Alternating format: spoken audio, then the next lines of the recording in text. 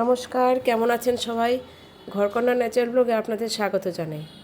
আমার না প্রচণ্ড ঠান্ডা লেগেছে, তার জন্য অনেক দিন হয়ে গেল আমি ভিডিও দিতে পারছি না। যাই হোক, বৌদির ছেলের বিয়ে আপনাদের অনেক আগে থেকেই আমি দেখাচ্ছি, একটু একটু করে ক্যামেরা বন্দি করে। আজকে রিসেপশন পার্টি।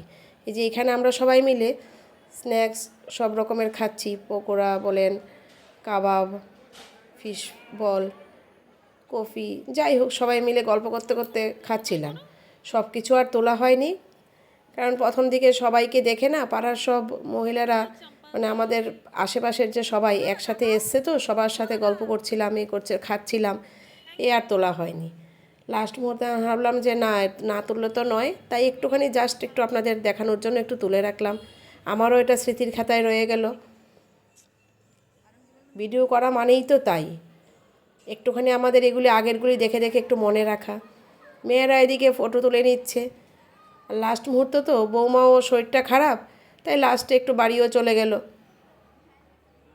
ওরও একটু অস্বস্তি হচ্ছিল এক জায়গা থেকে আরেক জায়গায় আসা, উপোস করে বিয়েটা করা, তারপরে আবার শ্বশুরবাড়ি আসা, শ্বশুরবাড়ির সবাইকে নতুন করে চেনা।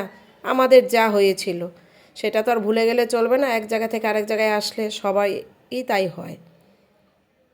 যাই হোক, দেখুন সব লাস্ট মুহূর্তে তো সব লোক চলেও গেছে। আমি লাস্টে একটুখানি বললাম না আপনাদের যে একটুখানি তোলার জন্য, একটু আমার স্মৃতির খাতায় থাকবে, তার জন্যই আমি একটু তুললাম। এই যে সবাই মিলে আমরা গল্প করছি, কিন্তু পাড়ার সবাই, মোটামুটি এখানকার পাড়ার সবাই, বৌদির আত্মীয় স্বজনরাও আছে, সবাই যার যার মতো গেছে।